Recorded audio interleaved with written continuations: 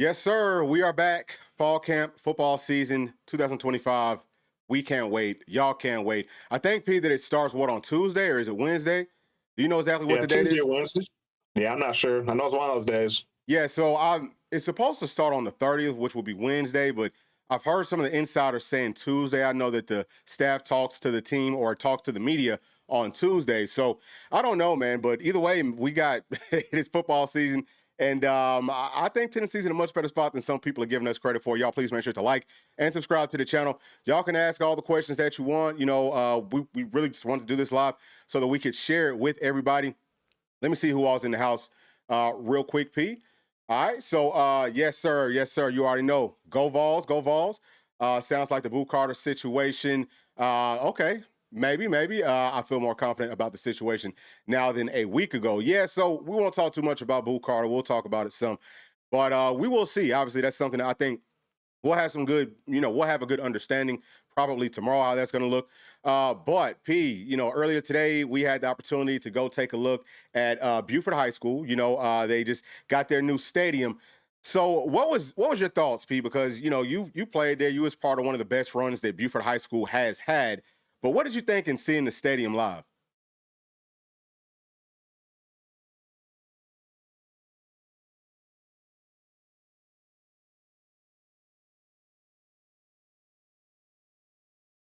Hmm. I mean, premium finishes all around. I mean, you have the individual seating, which you don't see a ton of high school stadiums, right? That's more like an NFL type of situation. You have a lot of individual seating. I mean, it's just a really, really nice stadium. And I mean, it just kind of almost makes you a little emotional think about, playing for that program and kind of helping build that thing up to where it's at now that these guys can play in a stadium like that. I mean, for my money, it's probably the nicest stadium in the state of Georgia. Nice high school stadium. I mean, it's a beautiful facility, top notch, which you expect nothing less. So, it was great being out there today. Yeah, I mean, shoot, P still got on his Buford green, but actually, I think the Mhm. part of whenever we first started that clip that P kind of cut out there, but he was just saying that it kind of puts him in the mind of like the Rose Bowl. You know what I mean? It does kind of have that feel, has that vibe. On Patreon, Mhm. I'll upload some videos and some pictures. Just looking at it on the internet, you can't get a real taste for it, but going there in person, it is huge. It is really big. It looks like it cost a whole bunch of money. It doesn't look cheap. Looks like a college stadium. So yeah, Yeah. shouts out to Buford High School, and also obviously got to see some of our Vols up there, Justin and Jaden. Both of them looking good, filling out, and always happy to see those guys. They was happy to be back, and it sounds like they will be up in Knoxville tomorrow. So I'm gonna get to some more of these chats here real quick, and then we're gonna jump into some of these spots on this team. So let's start off right here. Oh, let me pull it up. I wonder why this isn't showing up. It's like we might be having some technical Okay, there difficulties. it I is. know. Okay. Okay, yep. So GBO, all right. So stadium looks amazing for a high school stadium. Good news for future Tennessee recruiting, 100%. And then Jeff is saying GBO. All right, so let's go ahead and jump into the first room, P. And the first place that I want to talk about is this star room because of Boo Carter. We got to get this out the way. Not going to say too much about it, okay? I just wanted to let everyone know as we start this thing off that we're not going to talk too much about Boo. We've talked about it on Patreon, YouTube members. We talked about it there. But this is a very sticky situation, I think. We'll see, man. Monday's going to be very, very telling. But for me, I'm more so waiting to see what his Coach Hype will say. What he says will be very, very telling for me personally. I wouldn't take and run with anything that you see anywhere because from it just doesn't feel like there's not enough of the story coming out from really either side. I would say that what's kind of circulated out there is probably only like 10% of it. But with all that being said, P, do you have any just like very like kind of like skim over the top types of thoughts that you want to add to this? Yeah. I'll just say this about, because I have seen some negative backlash towards Boo Carter and maybe towards the locker room about the situation. I always just kind of want to caution the fan base to remember, hey, at the end of the day, these really are kids. I mean, you can say they're 22 years old, whatever. They're making millions of dollars, whatever. At the end of the day, I mean, think back to when you were that age. Some of the mistakes that you may have made, some of the mistakes you made in your life, where if you had a chance to redo it, you would do things differently. just remember these are kids, and they are going through life for the first time. They're hitting these experiences for the first time, and so they may make some mistakes. They may do things differently than probably they would 5 years from now. So just remember these are kids. Trying to bash these guys or talk bad about them or whatever. Because at the end of the day, I mean, we've all been there before. We've all made mistakes, things we wish we Yeah. could take back. So just remember, everybody makes mistakes. These are kids. So let's try to always be in their corner and have their back through Yeah, these and situations. that's not for one person on this team. That's for the entire team. Okay, like let's Our keep that team. in mind. So, just talking about this star room. Actually, first we got to get to a super chat from my dog Chatsworth. Hey man, listen, it's always great to see you. Thank you for chiming in. Thank you for that super chat. And unfortunately, I don't think that I've got the super chat in here, or I would be playing it for you. But this is a totally different studio, so we don't have everything totally worked out. But we like this one better because it gives us more flexibility and more freedom. But next time that we do a live, we will have the super chat ready. All right. And this right here, vote number. So yeah, man, thank you, thank you, thank you. Appreciate y'all so much. So just looking at this room, I would say that at this point, let's just look at it. Maybe like Boo's not going to be here. I think that that's the best way. Not to say that we think that he's not, but just because we don't know. How are you feeling about this room, Pete? I think it's a solid room overall. I mean, definitely some talent in this room.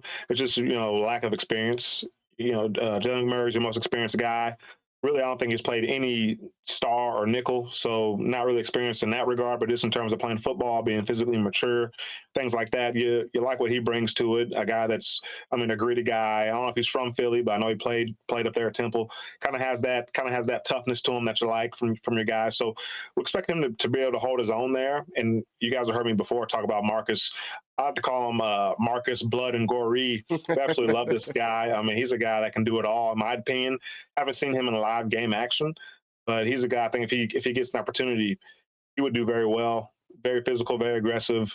Like I've said a number of times, reminds me of a lot of Boo Carter just in how he plays the game.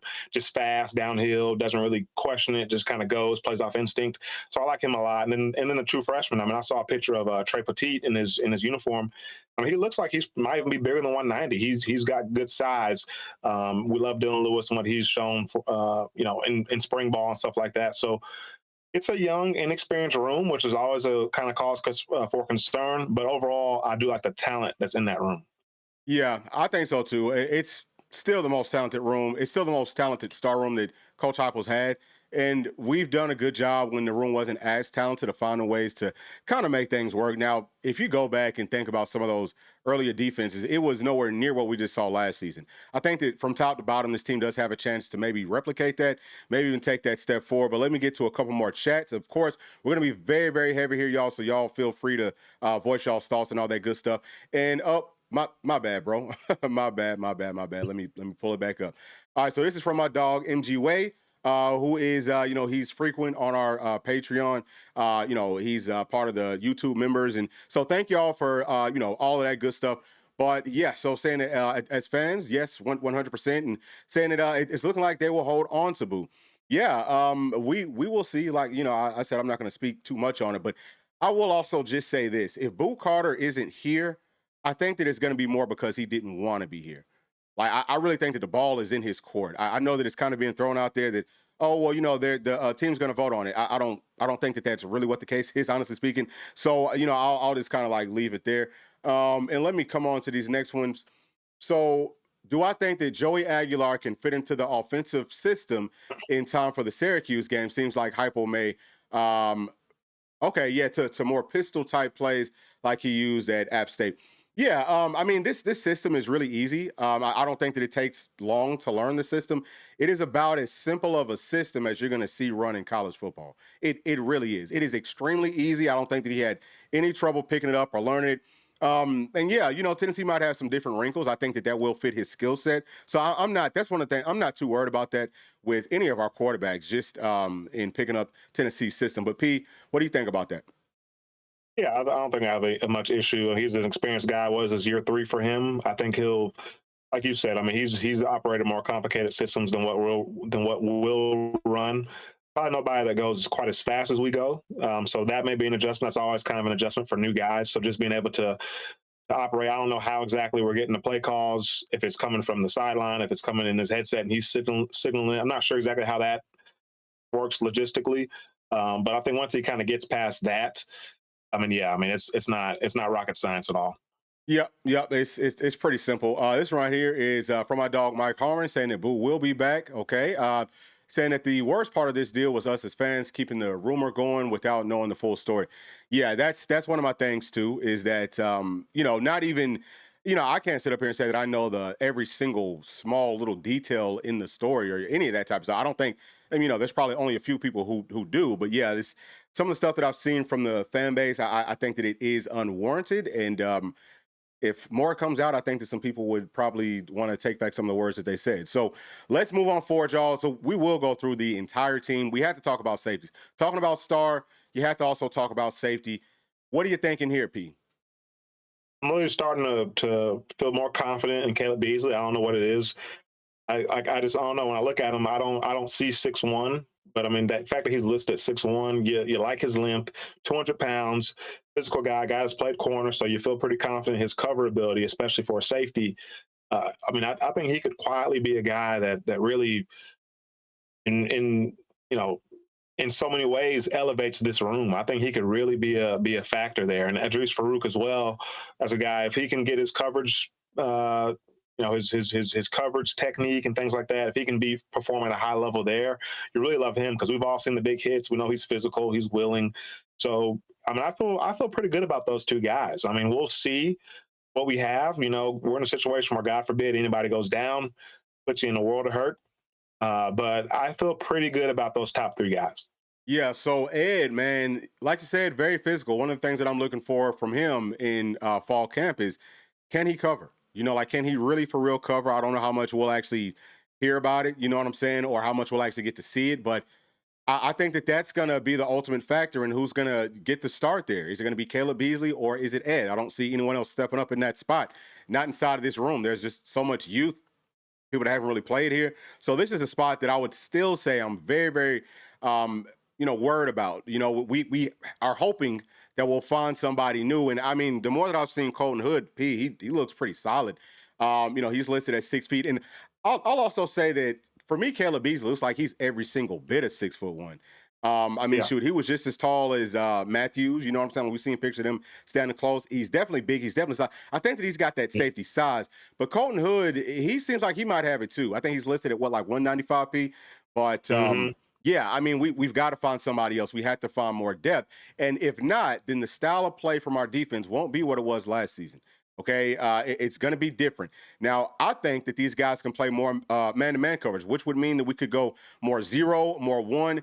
Actually, P, I was watching Notre Dame versus Georgia, watching their defense because we talked a lot about maybe Tennessee wants to get smaller, faster. Notre Dame's defense saw a lot of that. They had some smaller guys. Their safeties all had great size. They had, they were deep at safety, deep at corner. All those guys were tall, long, big, physical, very sure tacklers, but they played so much one piece, so much robber, so many different blitzes. And that's why I think that they had so much success with a smaller lineup. I think Tennessee could replicate that, even though we're still bigger than them. You know what I mean? So, Yeah. really, if our guys can cover, if we can find 4, 5, 6 guys inside of this room that can flat out cover and that are not afraid to stick their necks in there, we can find a way for this room to do something special. I think. So, All for right. sure. I mean, Yeah. I think as a defensive coordinator, if you have, like you said, 5, 6 guys that you feel pretty confident can go man up, you don't have to really help anybody or worry about it. It just simplifies the game so much for you. Not saying you call man every single play, Right. but just knowing that you can just freaking call man and you feel very confident. Doesn't matter who's matched up with who. My linebackers, my safeties, my stars, my corners. These guys are going to be good with whoever they're on, and that's the game changer. Yep, for sure. And this is an excellent point right here about our discipline. Sounds like Charles knows a little something about some football, baby. Yep. Love that, love that. Right here, yes, sir. I think so. I think so. Yeah, I mean, listen, I'm not. I don't think P or I are saying that we're low on any of these players. We're just being real with some of the maybe flaws. But yeah, I think that this room too is very, very talented. It's just so young. All right, so next, let's talk about the offensive tackle room, P. What are your thoughts here? I like the room. I think there's a lot of talent, a lot of upside. Just love seeing the sizes of these guys. I mean, you look at the average size; they're 6'7", 323. It's a beautiful room. I mean, honestly, you look at these guys; you're going to have prototypical type bodies pretty much littered throughout this entire room. Lance Hurd, you expect him to take a huge jump. He was, I believe, the number one overall tackle the year he came out of high school. Same with David Sanders, number one overall tackle the year he came out of high school. So basically, have two number one tackles as your bookend guys. You have depth behind him that you like. Jesse Perry is a guy, can do it all for you. Bennett Warren, we told you guys go back and watch some of our film breakdowns on him when he committed. We said, hey, we love him, but he's a guy we didn't expect him year one. And we said maybe not even year two, but he's a guy, I think either this year or next year will be that guy that lives up to that high 4-star ranking. He just needed to get his body in order and kind of get his coordination and things like that down. But love this room, man. I think it's a talented room. It's still similar to some of his other ones talked about. If a guy goes down, God forbid, right? The guy goes down, then you're thrusting a guy in there that maybe is a little less proven, or maybe you feel a little less confident about. So something to watch is kind of the depth in this room. Yeah, and I mean, shoot, David Sanders, he's a young guy, but he's just really, really good. I think that Bennett Warren, he's shown some glimpses. Feels like he's just gotten so much better since he came up on campus, but he has everything there. Jeremiah's hurt. What's he going to bring to the table? I think that he's a true tackle. I mean, I think that if you look at his frame, I mean, he is everything is prototype. He's almost like you couldn't carve a better offensive tackle just from the way that he looks. And also he can move, he's got really good feet and all that. So, I think that this room is fine. Obviously, we still have Jesse Perry. You already talked, you already touched on him. So we've got some really good quality depth. It's just not, after losing Larry Johnson and losing Trevor Duncan, right? It's not as much depth, because we lost two really good players there, two guys that I was looking forward to watching play in 2025 and, obviously moving forward. But yeah, I mean, we should be fine. And I also think that some of the scheme change stuff is going to help these guys out tremendously. That was one of the weak spots of our team last year was our tackles. Well, guess what? They were out of shape. They were hurt. You know what I'm saying? And now we've got guys that are young, that are fresh, that are hungry, that are in way better shape. And then also, like I said, with that scheme change where it's not, hey, guys, you're gonna have to hold up for 5 or 6 seconds for us. All right, because we're trying to throw the football 25, 30 yards down the field, and we've got wide receivers that are slow as daggum Christmas. They can't get in and out of breaks, and then everything's covered up down the field, right? And then, oh, by the way, once we throw the football, they're not really making catches sometimes. Like it was, it was so many issues with the entire offense. I think that this year it gets better. And I'm not picking on those wide receivers, Colin. I think that more of it, P, was just because of the way that we run those option routes. Well, it was kind of like, well, shoot, there, are we both going to be going underneath, or you know what I'm saying? Because everyone's just kind of like playing deep. So let's move on to this next room, and then we're going to get to some more chats. So we definitely have to talk about centers. This is a huge battle heading into fall camp because it seems like William Satterwhite, he's a guy that we loved coming out of high school. I think he's done some really, really nice things. I would love if he could get that start. I think he's a prototype center. I think he was built for it.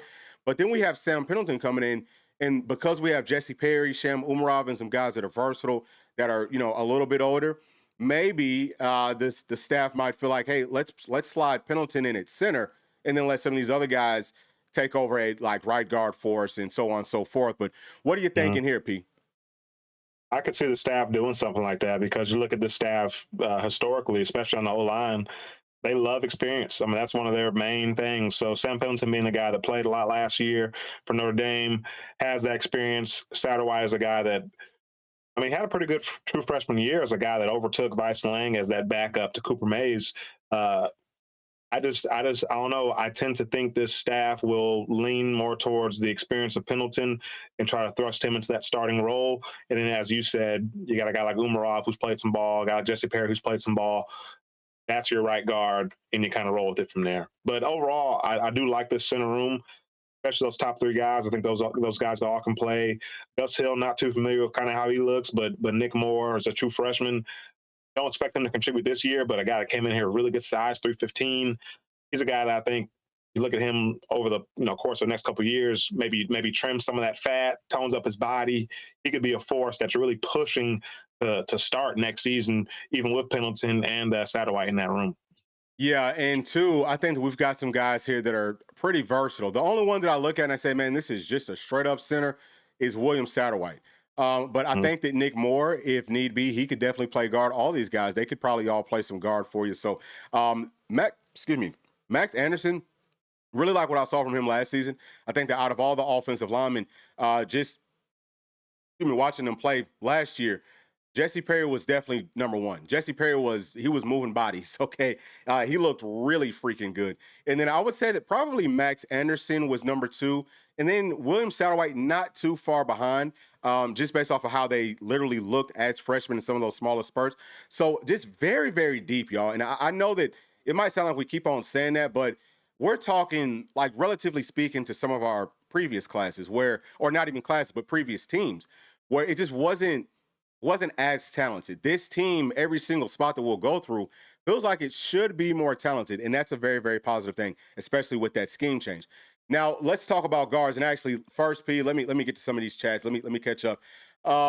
So from Mike, thank you for that, Mike. So turn time Beasley. Okay, all know the system. Yes, and they will do well. And Walton and Trey should get some quality reps this season. Go Big Orange. Yeah, I think so too. I think that, with Walton, I'm not sure. I think that he's going to have to play Peters because that safety room is just so light. But at the same time, it could be more like what it was in 21 and 22, where, hey, two guys play, maybe three. Nobody else sees the field unless they absolutely have to. I could see something like that happening. So 100%. what do you think about that?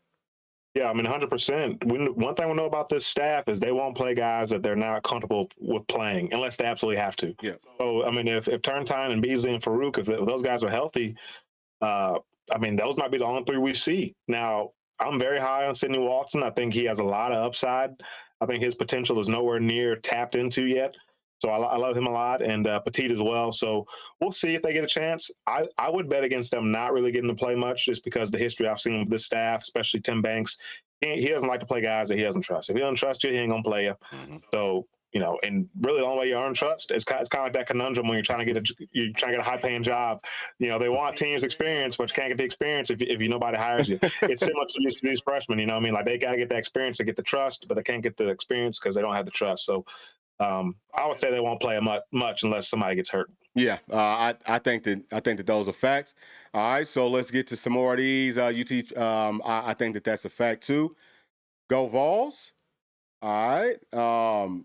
Okay, saying that it's up to Boo, and that these things happen all the time. The team is the team, and it will handle itself. Everything else will fall in order. All right. Optimistic take right there. So our O-line is looking really good this year. I think so too. And I think that the combo between our offensive line and running backs will put up very nice rushing numbers. Yeah, the rushing offense, we haven't gotten there yet, y'all, but sit tight because we will be pretty soon. I think that the rushing offense is going to be great. So last year's offense was self-handicapped. Brew 2 steps slow. Squirrel, one arm, Brazo, and Nimrod, dropping balls all over the place. That is a fact. So, just that wide receiver room really wasn't up to par. I think there's going to be much better in 2025. All right, so now let's talk about quarterbacks. I know that a lot of folks had some questions on this room, and P, I'm gonna let you start this one off. Hold on. Yeah, we didn't talk about guards, did we? You pulled it up, but you went to the chats. Yeah. Yeah, I know. I just had this up. We didn't even talk about it. All right, so yeah. So what are your thoughts here, P? I mean, I like this room a lot. It's funny. We're starting to see more people. I see guys on Twitter pulling up Wendell Moy's stats and saying this guy's only had giving up one career sack and things like that. Like, he's a guy, if you've been on our channel, we've been raving about this guy. One thing we're not worried about is that left guard, which is what we think Wendell Moy would be. He's an absolute stud. Go, if you get a chance to watch his film, I mean, talk about an absolute wall. Now, I like him more as a pass blocker. Run blocking, from what I saw, not necessarily a body mover like you would expect at his frame, his stature. He's more of a guy that kind of walls you off. You're not gonna make the tackle, but he's not gonna necessarily go pancake a guy. At least from what I saw, he's more of a finesse type of blocker, just from what I saw. Yeah. So I would say though, P, I think that was based off of their scheme because they do so much like zone blocking, zone reads. You know what I'm saying? Like it kind of felt like there were times when he more so had to body people, but I have seen him drive people, like drive them far. And what's crazy too is what last year he played at like 340, 350. And I looked at PFF. So PFF, it's got everyone's speed. So anyone that's played, it has their fastest speed. You know what I mean? So he was, I want to say it was like 19 miles per hour, P, which was the fastest offensive lineman in all of college football. If he wasn't like the fastest on his own, he was tied for the fastest at that weight, at that size, and he dropped like 20 pounds. So this season, he's going to play close to like 320, 330. I think that he's going to be a major problem if you're thinking about outside zone blocking because, like you said, it seems like he's more used to that style anyway. But with that Mhm. speed and with that strength, I think he's going to be a major, major problem. Yeah, for sure. I mean, we love Wendell Moy. Yeah. Pendleton, we talked about him. Is he a center? Is he a guard? I think he'll be fine wherever he's at. I may like him a little more center. I think you look at him at 6'4", 310, a little bit more sleight of build in terms of a interior offensive lineman, which is typically going to be your centers Mhm. that kind of have that frame. So maybe he is going to be better suited at guard. Love Umarov. I think he's a guy that people don't talk enough about him. Hasn't really gotten his chance. Was a highly rated recruit coming out, but has always been behind those veteran guys. But maybe he's a guy that gets a chance this year. I think he's ready to go. Played tackle previously, so you feel pretty confident about his pass blocking ability. And I mean, he's a freaking dog. I mean, straight from Russia, this guy will he'll freaking plow you. Yeah. In the run game, can do it all for you. So really like those top three guys. Maybe some questions about the depth after them. We like what Agamora looked like as a true freshman, right? Maybe not the guy you want to see thrust into action this year, but you like his long term prospect and engaged again. There haven't seen a ton of him this season, but we'll see how he continues to develop. And then, like we talked about, Max Anderson is a guy up there with Jesse Perry is potentially the best true freshman lineman on this team last year. So I think overall, decent amount of depth. And of course, guys that can swing around like Jesse Perry, things like that can also be in this room. So like this room as well. Yeah, so let me actually fix on the two. So with Moy, he was the fastest guard, not overall fastest offensive lineman. All right, so let me make sure that I do clear that up. But yeah, I mean that's still good. And then Pendleton, he wasn't far off. I think he might have been like top 5. So we went out and got guards that have speed. All right, guard / center. All right, now let's talk about quarterbacks, P. And let me get to this one right here. Saying Joey Football. Yep. I don't even know if I'm really ready to call him that yet. Like I want to give him something that's different. I don't want people to be thinking about like Johnny Football because Johnny Football was, I mean, come on now, he was different. You know what I'm saying? Like Yeah.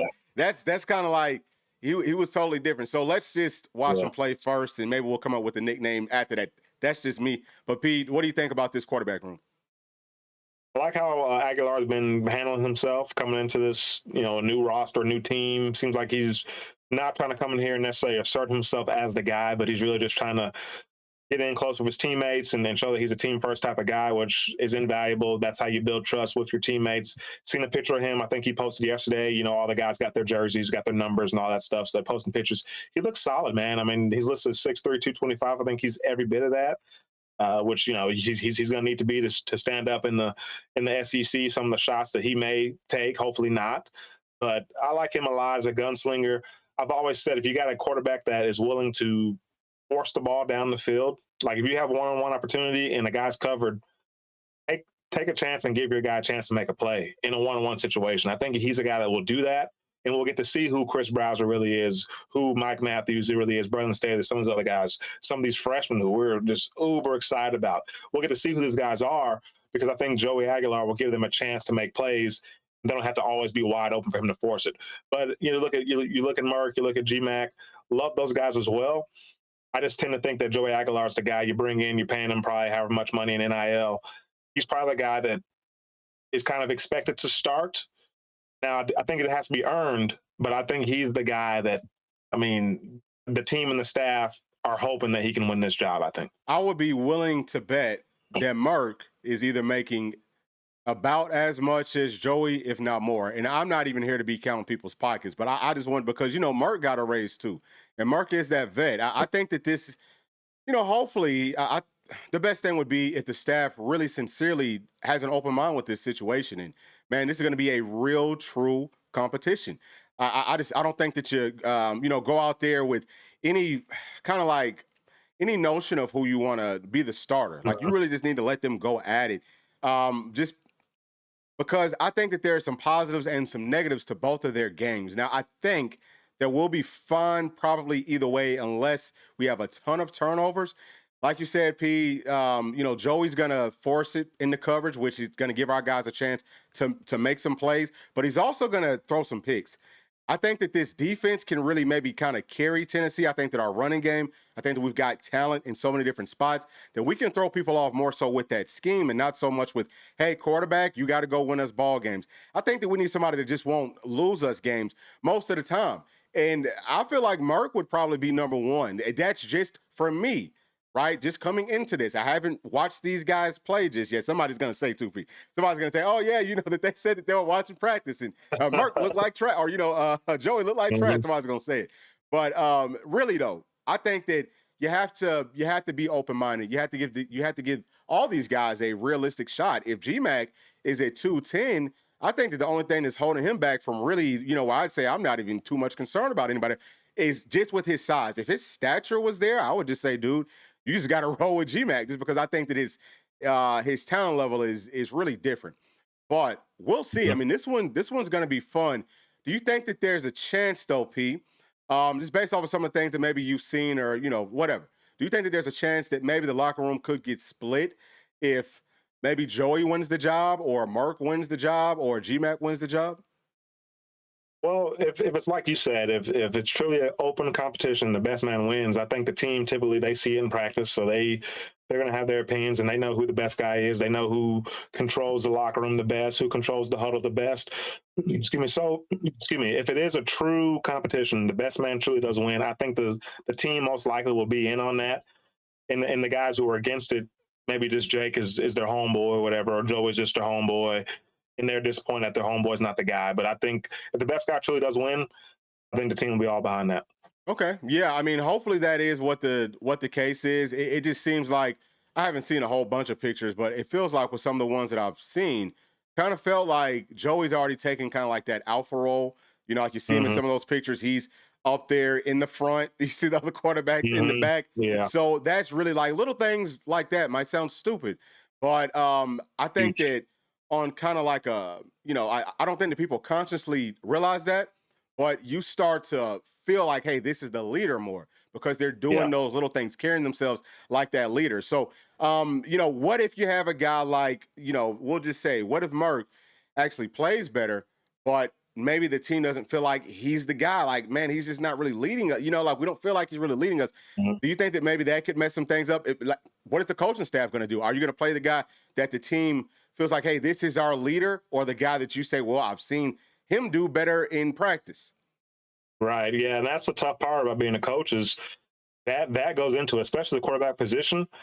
You've got to be a guy that commands respect on the field, in the huddle, that can command your troops. You've got to be that type of guy. And that kind of leads me to a question I had for you is whoever the starter is, how short/long is their leash, and what is their perception of their leash? Because if you're a guy, you feel like, hey, dang, we'll say Jake's the starter. He goes out there and says, man, heck, if I throw one interception, it's going to be Joey. You know what I mean? Like, you don't want your quarterback to have that type of pressure on them. You want them to be able to play free. But at the same time, they do have to understand, hey, you have to perform, but you want them to be able to play free and loose because that's when they can really make plays happen. To me, it feels like Joey, in my opinion, is more built to handle that type of pressure. He just seems like a guy, I don't know, I mean, maybe because he's a senior, older, seems like a guy, just my first impression of him, I feel more comfortable with him when them dogs come to town week 3. I feel more comfortable about him not folding under pressure and not the moment not being too big for him than I do Merck. Now, I think Merck's a gamer, but something about that look in his eyes to me seems a little too nice right now. I think he still needs to mature, kind of get rid of some of that baby fat, if you will, before I'm ready to really trust him to lead us in the battle. Yeah, well, I can just tell y'all this. Whoever has the best game versus UGA this year, if we win, okay, is going to be my new favorite Tennessee Vol of all time. Okay, they will eclipse everybody else. They will be my new all-time favorite Vol because that's such a huge game, such a key game. Because whenever we're looking at this schedule, right, and as we're going through this, I think that P and I, like, we're both thinking it too. You're looking at the schedule mentally, say, okay, well, week 1, Syracuse, right? So some of the drills that we're doing, obviously, you got like your basic fundamental drills, but then as you start to get closer, it's some more like we'll probably be doing more like coverage stuff because Syracuse loves to throw the football, more pass rush stuff, right? How are we going to be ready for that one? I think that we'll be ready for that one either way. I feel like we could run the football, and not to be overconfident, but I just think that we're so much more talented. I think that we're in such a better place than Syracuse. If we come into that game focused, we should be able to run the football 65 times and come out there with a big-time W. But then you got ETSU after that. So, hopefully we can stay healthy in that first week. Second week, okay, people, it's time for y'all to start having some fun. I want to see some maybe one-handed catches. Now, after we're up by 21, 28 points, start trying to style some. Start working on some celebrations. Like that's what, and then we got a big time matchup in Knoxville. In Knoxville. And let me tell y'all something. I looked at both of those Vols at Buford earlier today. Looked them dead in their eye and said, "Are y'all ready?" They knew what I was talking about. And they said, "Yes, sir." They know what time these guys can't wait. These guys can't wait. I think that they're going to have this entire locker room ready. But saying all those things just to say that, yeah, if our quarterbacks can find their groove by that Georgia game, then, hey, all of a sudden things shape up really, really nice for us. We have to not overlook a couple of teams. I think that we could go down and get Bama. Okay, they're going to cheat. I think we can go down there and maybe get them. Florida, that one's going to be tough. But either way, I don't want to look too far, but that's just how we're thinking as we're going through. Pete. All right, so let me get to some more of these. All right, so or this could be like Sim started for Dooley before Bray took over. Yeah, I sure hope not. Eric Ainge and Brent Schaefer, man. So actually, was I at the game when Eric Ainge? Okay, so I'm trying to think, P. The last time that I saw a Georgia-Tennessee game live, I think that it was in Athens. I want to say that Eric Ainge and Brent Schaefer was the quarterbacks. That's the game that we put up 50 on. Might have been some different quarterbacks. Either way, those are some really, really good vibes that he's bringing up. Really, really good vibes. All right, so I'm nervous about those interception numbers, but hopefully Hypo's system can limit turnovers. Pete, what are your thoughts right there? I'm not really worried about the turnover situations because Hypo hasn't really had a quarterback turn the ball over a lot. Now, it could always be different, but I like kind of to your point to the question there. Hypo's system, it pretty much eliminates turnovers, and like you've touched on, Bull, in previous videos, we both touched on this. Halsey and Hypo, I mean, they're quarterback gurus. Like they're specialists. They're almost like if you have a son or somebody who plays quarterback, you want them to go get elite quarterback training, you could send them to a Heupel or a Halsey. Like that's the type of guy you would pay, $100, whatever, $200 per session just to get that working with those type of guys. Oh, yeah. I think they'll be able to clean up a lot of the fundamental mistakes and things like that Joey has. So I'm not worried about the turnovers. I think it's going to come down. What do you have? Like what? Yeah, he had like what? I know we had 14, double digits last year. I think he had 14 interceptions last year. He had 10 the year before that. Yeah, I think he'll be under. I don't think he'll be double digits. Yeah. And I'm starting to say I don't know how many Nico had last year. I think he'll probably do. I think he had 4. What Nico did or better. Yeah, I think he'll be in that range. He'll be in that 5-6 type range. I think that hopefully so, but I could very easily see him having about 7, 8. I mean, because he does throw some bad. He throws some terrible ones. I mean, and listen, yes, like he will throw them. I'm talking about everything that you say. Hey, don't do this. And I'm sure that the coaches every time he throws, no, but sometimes they can say, yeah, because it's like he's accurate whenever he does some of that stuff. But I could see him having more than what we typically have, but not as much as what he had previously.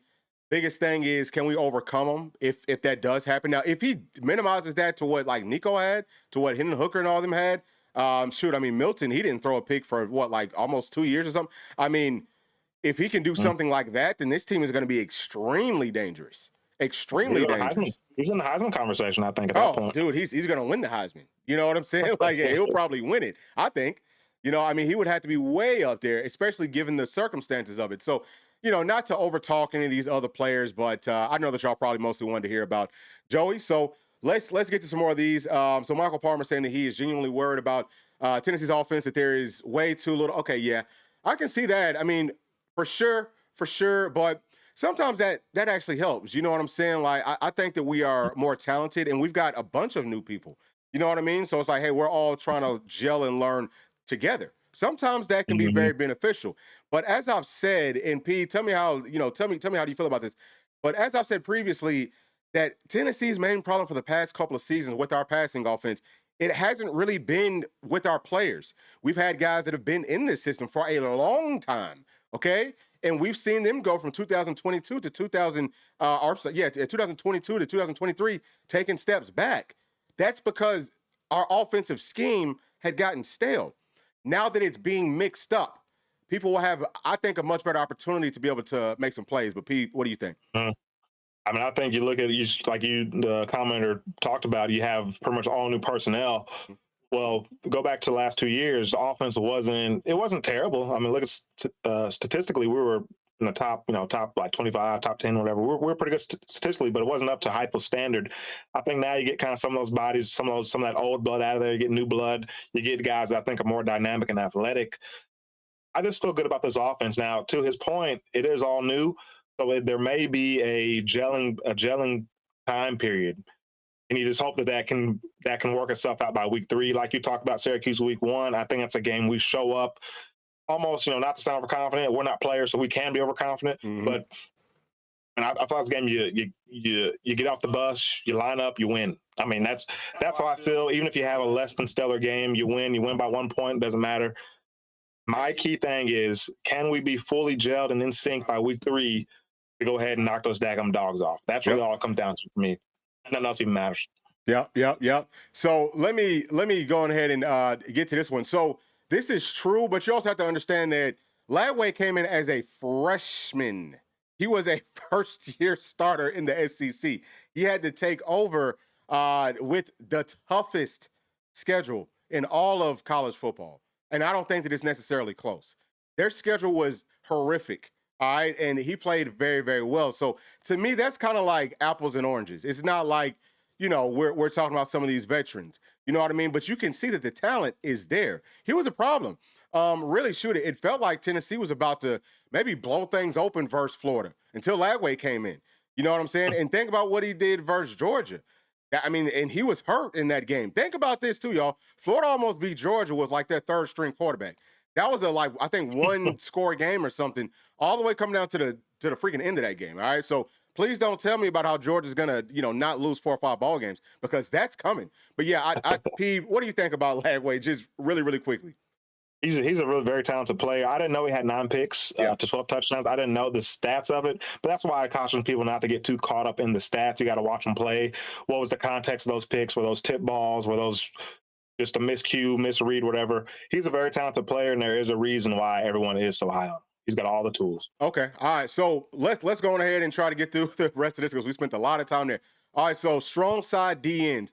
Let me give an update, right? So this question was asked to me on Patreon about Marion Dye. Okay, I can confirm that he will be playing strong side end and that he's healthy. All right, and that he's looking good. All right, looking real good. So that makes me feel great. P, I think this might be the deepest room from top to bottom on this whole team. But what are your thoughts? Yeah, love the room. We'll see what Tyree West is. I was watching some film from him last year. I'll be honest. Okay, I know we've been hyping him up. Some of the clips I saw of him last year didn't wow me. Now, is he a guy that kind of has those flashes?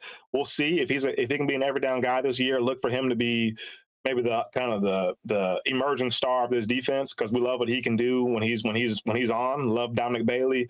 Want to see who Tyree West is. Love Marion Dye as well. So I think those top 4 will be the main bodies that you see throughout the season, and I feel confident in every one of ththose guys.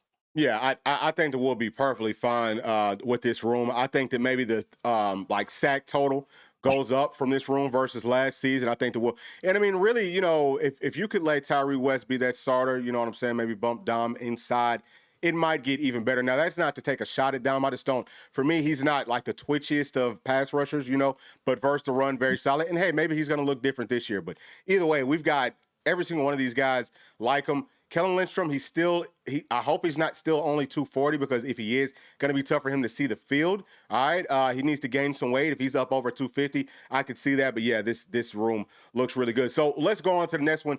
What about tackles, P? What are you thinking here? Oh, quietly, this room, and people are going to say you're absolutely crazy, but quietly, this room, I think I'm watching this room more than I'm watching the safeties. Yeah. And I'll tell you why, because we have 3 guys that we really believe in, and 2 of those 3, talking about Moyne and Hobbs, they weren't really they played a lot, but they weren't necessarily like every down type guys like we felt like Big O was, or maybe even Elijah Simmons, or a lot, like guys that didn't matter the situation, you trusted them to be in the game. Like you trust. Now, I'm not saying they can't do it, but it's something that for me, they got to prove that they can be, hey, you guys, if you guys got to play, 50, 60 snaps this game, they got to prove to me that they can do that, because I felt confident those other guys being able to do that. And then behind them, it's completely unknowns. I mean, Nathan Robinson, all these guys, you don't know anything about any of these guys other than we like how they look. We like their ability. their potential. But it's different in SEC. We talk about the trenches being the one spot as a true freshman that really, like, I mean, it's the hardest place to come in and play as a true freshman in the SEC, because you've got to. It's a physical game. Like, you can't really go around guys. You got to be physically able to withstand it. And those freshmen withstand it is going to be determined really how good this defense is, in my opinion. Yeah, that's going to be huge. And actually, going back to the going back to some of my film study with some of these teams that have smaller linemen, smaller players on defense. Period. Maybe Shell, maybe he can play. I don't know when the last time Mr. Coach Garner had a tackle playing at 265. I'm hoping that he's not really that thin, because it would be a little bit concerning to me that he's the smallest guy in this room. And if he is at 265, I mean, could you just move on over to maybe strong side ender? I mean, do you even have room over there for that? You know, I mean, you know what I'm saying? I mean, it's just like he's going to have to get bigger, but maybe he can play with some speed. So I'm thinking that we'll run a whole lot of stunts, because that's something that I saw from some of these other programs. They're smaller, but they're able to knock guys off blocks, you know, with those stunts. And you use that speed, and you could beat those linemen, especially if they're bigger. So maybe that's what the game plan is. But overall, we know that Coach Garner will have these guys ready some type of a way. I'm very much looking forward to these freshmen. I think they all have good size. You know, I actually think that Ethan Utley's bigger than that 270. Pete, did you see his picture? No, I didn't see a picture of him. I saw it. I was gonna say I saw him on Instagram, but this is a post from like May. And I was gonna say he does look about 270 there, but that's a couple months ago. But you're saying he looks bigger than that now? I would say that in his jersey, looks like he could be over 270. You know what I'm saying? I mean, I don't know how much over, but he doesn't look like, I'm not looking at him saying, oh man, he doesn't look like he did, I would say, once he first came up. He definitely looks visibly bigger for sure. So I think that's a very positive thing. I mean, him, Campbell, I keep on talking about House. Some of the insiders say that there's no way that he's going to play this year. I have no idea. I mean, I think that he's going to have to see the field some. Yeah. Why are they saying that? I don't know. I mean, I have no idea why. I guess that they're thinking that Shell is going to start over him. But like I said, Shell is just, if he's really 265, which that could be wrong because Ethan Utley, he's bigger. But 265, I mean, I don't know. I don't know. But those first few guys, I really like all those players. So we'll see. Coach Garner's going to get it figured out. I think the Coach Bank does a great job of scheming up where we're kind of weak at. He's going to get it figured out. All right. So I'm really not too concerned. But P, just like you, I'm going to be watching this one very, very closely, and I can't wait. So tight ends, and we just talked about this one like yesterday, P. So what do you think here? So I do like the first two. I mean, we'll see how this room shakes out. I think yesterday you were talking about maybe Ethan Davis being a guy that. Wait a second. Hold on. I'm sorry. Let me get this in the room. No. So no. Vince, that's a typo. He meant 375. I'm sure. Oh, okay. He didn't mean 270. Yeah, I'm assuming. Sap wasn't 275 either, brother. Sap was over 300 pounds. Sap was probably about 320, 330. And and then Vince was probably about what, like 450, P?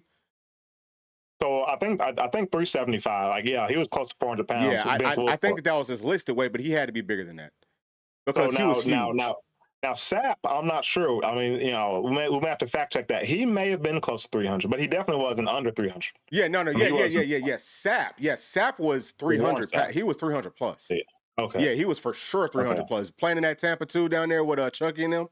You know what I'm saying? And he was a big guy that could actually play 3 and nose. He was a problem, but sorry about that, P. Going with the tight ends. You're good. You're good. Now, I'm still, you guys heard me before talk about Ethan Davis. I'm still not sold on him. I know how he looks running around. I know his athletic ability. I want to see him go out there and play and show me he can be physical, not miss blocks, not turn it down and freaking make clutch catches. I want to see him do that before I'm willing to crown him. So for me, I mean, he's my number one guy that I'm focusing on in this room. I want to see Ethan Davis. I feel pretty confident what Kitzman will give you, right? And I feel pretty confident, honestly, in Jack Van Dorselier and Deshaun Breck. I mean, quiet's kept. I know they're true freshmen. I feel pretty good about those guys. What is Ethan Davis going to be? Can he be that guy? Because like you touched on in your video, he is a first-round talent. Does he live up to that? Because he's a guy that should be, this is his third year. He should be gone this year. But does he play that way? We'll see. Yeah, I don't have any question marks with this whole room, and I've talked about it. I just talked about it yesterday, so we'll go ahead and move on. Really, the only other thing that I will say is that I think that we'll be able to have a lot of versatility with how we use these guys. I think that early on they're going to be a major factor in how does this team. I would say that maybe early on these guys need to play very well. They need to be sure-handed. They can't be dropping passes because I think that a lot of whoever the starting quarterback's confidence is will come from them as blockers, them as pass catchers, and so on and so forth. And obviously with Kit as a leader on this team. So yeah, I mean, I think that they've got a pretty tall task for this entire team, and that's something that people don't too much touch on. But that's just the way that I see it personally. All right, Pete. What about these Leos? I think Joshua Josephs is due for a huge year. I think I think I heard Hubs and AP talking about who's the alpha. They said Arion Carter, which he probably is the alpha of the defense.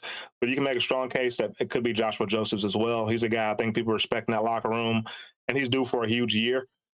So watch out for him. Caleb Herring, I've said before, if he wears number 27, you would swear he's James Pierce. They move very similar. They look just alike out there. So I think he's a guy. I was very excited about him coming out of high school. Like I think he was a 4-star, but he's one of those 4-stars that easily could have been a 5-star type guy. Like he had really good film. Very impressed with him. Actually, my high school roommate was a coach for a team in Nashville, and they played against whatever team Caleb Herring played for.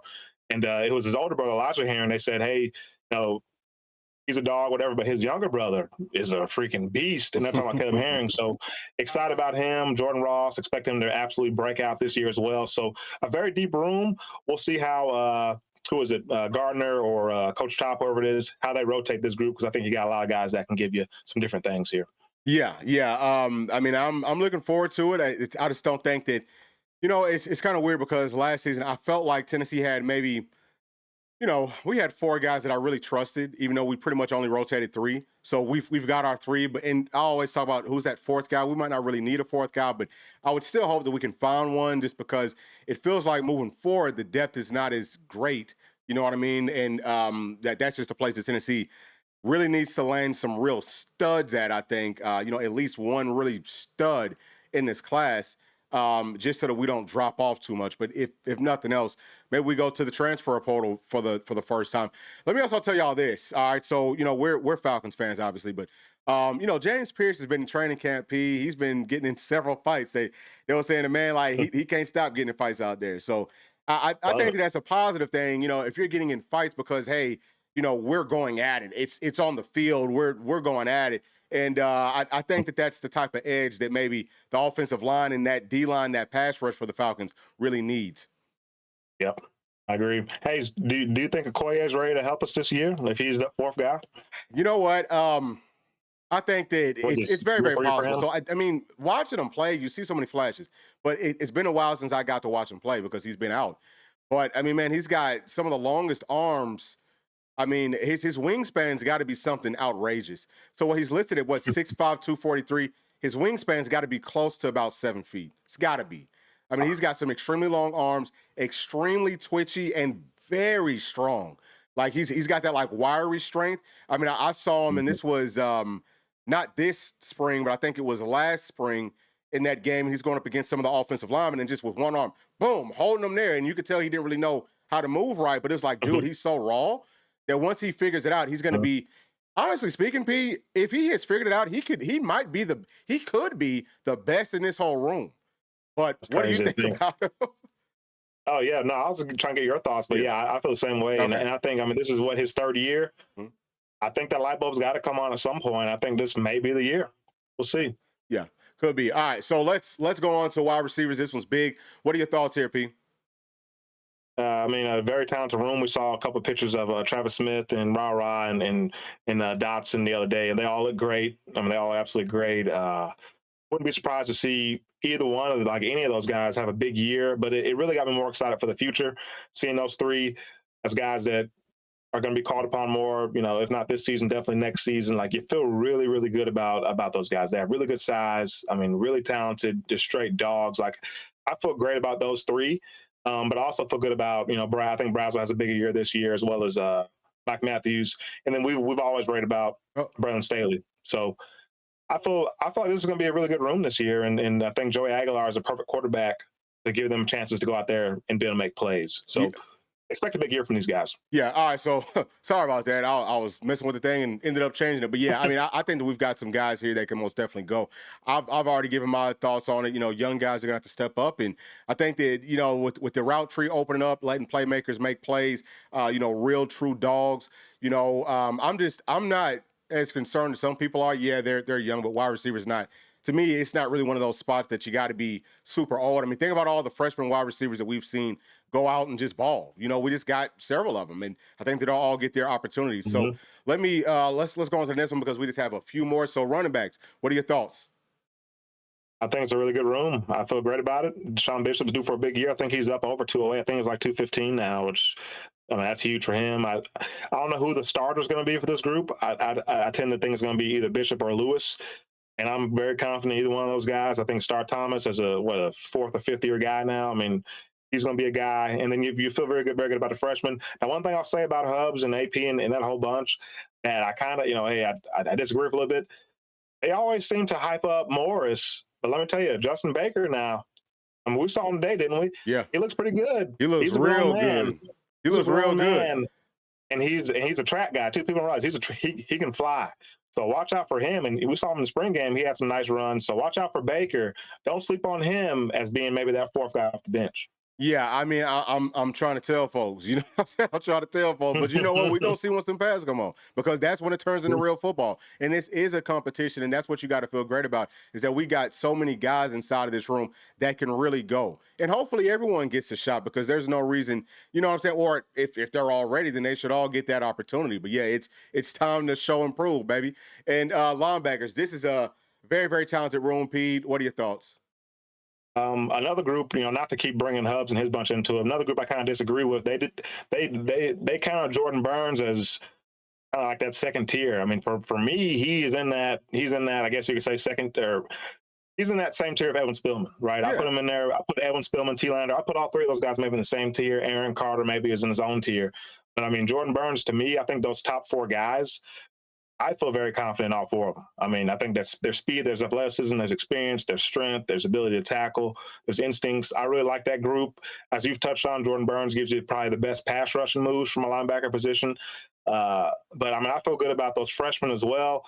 And Ben Bolton is a guy who's looked good as a walk-on. So really, really good room. We need this room to be better than they were last year, and I think they will be. Can't wait to see what AC looks like. Haven't seen him. He was hurt all spring. So I want to see how he looks and if he's moving any better. But excited about this room too. Yeah, I mean, this is the thing, right? Arion Carter, Jordan Burns, that's your starting wheels, right?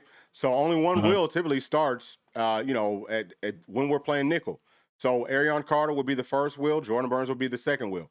I don't know. I think that Jeremiah T-Lander is going to be the starting Mike, and when Spillman is the backup Mike. After that, like you said, you've got Bolton, who I think is kind of multiple, versatile, and then both of the Jadens, they could both play either one. Brendan Ains, to me, he's more of just a Mike. So he might have to gain some more weight. But yeah, I mean, this room is very, very talented. If those freshmen feel good coming off of like the shoulder deals, and we will see that coming up in just a few short days. And I'm gonna tell y'all something. Once my dog Jaden P gets out there, he's gonna light the world on fire. You know what I'm saying? Like, and I don't think that people understand it's a different level. It is a different level whenever you just killing folks. Boom, boom. I mean, and just that dog comes out. I honestly, I can't wait. I'm excited about it because I saw that with him, and not to go off on this tangent, but I'm out there filming and stuff at Buford. When we had that show, I saw him on the first play. They were doing like this padded camp. The first play, what? Boom! I mean, this quick, helmets flying and everything. I said, "Who is that?" You know what I mean? I was like, "Oh, it's Jaden." And he just kept on making plays, but he can cover everything. So I think that we've got more players like that, like Harmon. Harmon, he's going to be very, very similar too. It's just we got some real studs inside of that room. You know what I mean? We got some real true studs inside of that room. So I'm excited for other people to see how they play. All right, now let's talk about corners, P. What's your thoughts? Uh, I like this room. I'm liking this room more and more. The more I learn about Colton Hood, the more I see him, the more confident I am in his ability to help us, as you touched on earlier, in multiple spots, from here to even start, even safety. I like this room a lot. Obviously, you love Gibson, you love McMurray. Marcus Gore, haven't seen a ton of them, but we've touched on it before. I feel very confident in his athleticism, his quick twitch ability. Ty Redmond, I don't know if you've seen him lately, Bull, but a guy who's because he had dreads, right? He doesn't have the dreads no more. He's Oh, kind of okay, rocking yeah, the yeah, flow yeah. now. Yeah, he cut it. But he looks good, man. He's like 6'2.5", 6'3". I mean, he's a guy that's ready. He's out here working with Coach Drew out here. So I mean, he's a guy that's he'll be ready to go too. So I mean, feel good about that room really from top to bottom. And corners, as we touched on, is if there's any spot in football that you can play as a true freshman, I would say corner to me is probably the easiest place outside of like special team, like kicker or something like that. Corner's pretty easy coming in play. So I think it's a pretty deep room, in my opinion. Yeah. So once we get everybody back, I would say that we should have, maybe the best cornerback tandem in the whole country. Like you said, P, it's very deep. Feel really good about those young guys. Tyler Redmond, he's a guy that I've known since he was like 4 or 5. You know what I mean? He's been the same way. Quiet, go to work, just a straight up dog. Like we have so many dogs that y'all just don't know. That's why I'm saying I'm not worrying about these freshmen playing because there's so many of them that we got to actually see play. That we've kind of seen come up and we know how they're cut. These guys are real, true dogs. And I think we're going to be perfectly fine. Like cornerback's not something that I'm worrying about by any means. All right, y'all. So we're about to wrap this thing up. We went for about an hour. I think that we covered almost everything that we could, P. I think we probably got everything. Last thing, y'all, and sorry, I'm probably not going to be able to get to too many more of these chats because we do need to get it wrapped up. But last thing, what do you see happening maybe a little bit differently with this coaching staff overall? What are you kind of like looking out for? You mean like this as far as the season goes, different from Yeah, last year? yeah, just like anything, anything that first thing that you think of. So one place that we've kind of seen this staff change, I think we'll see more this year, is playing the younger guys. I think like the receivers, I mean, Kelsey Pope, he never wanted to play the freshman, right? I think this year we're going to see more of those young guys. We'll see Rara, we'll see Travis. I think we'll see those young guys. We might see some of those young running backs as well. I think we'll see that kind of everywhere. Like we'll see it with the linebackers, which we've seen. Maybe we'll see some corners get in there from time to time. And to me, that's a huge deal because for one, recruiting, okay, recruits see that, hey, they're actually letting freshmen play. I got a chance to go there and play. And two, that's how you really build true depth because these guys are getting experience, and experience is the best teacher. So I think to me, that's the biggest thing is we'll see more young guys get an opportunity to actually make an impact in meaningful snaps this season. Yep. I would say that's a huge one. I want to see if we can do better on the road. Can we be focused there? Will we continue to, because it feels, and I'm not even going to talk about that because I don't want to mess nothing up. So I'm not even going to speak on that. I was going to say something about heading into camp and then coming out of camp, but that's I'm just going to leave it there. But I think that some of the scheme changes, defense should probably look pretty similar. I think that we might, we'll see because we will be playing with more speed. So how does that change things up? Can we find that pass rush, whether it's from just bringing 4 and doing better in coverage and, getting to the quarterback from that standpoint, or dialing up blitzes and letting these guys play on islands versus some of the bigger teams like Georgia, where we had no sacks in our playoff game. We had no sacks. Can we find sacks in every single game, and can we do it consistently? Can we be a top 5 team in sacks? Because we were top, like 2 or 3 with pressure, like with overall pressure. We actually might have been number 1 with overall pressure, but we're way down with those sacks. So can we close? I think that we'll see more of that. And just with the offense, I think that y'all will be shocked at how much a scheme change can mean to an offensive flow. I think that it's going to open up tremendously. I think that the tempo can come back. And I think teams are going to have a whole lot of trouble trying to slow down Tennessee. So we have to make it through this fall camp first. We need to be pushing everybody, right? Iron sharpens iron, which I don't even know if that's actually true, P. But I'm looking forward to it. I think that y'all are too. This is going to probably be it. I mean, we'll probably talk about some more things heading up to camp. But hopefully y'all did like this video. And, if you did, please leave us a thumbs up. Make sure that you're subbed to the channel, and also leave your thoughts down in that comment section, and we'll be talking to y'all probably tomorrow. Peace.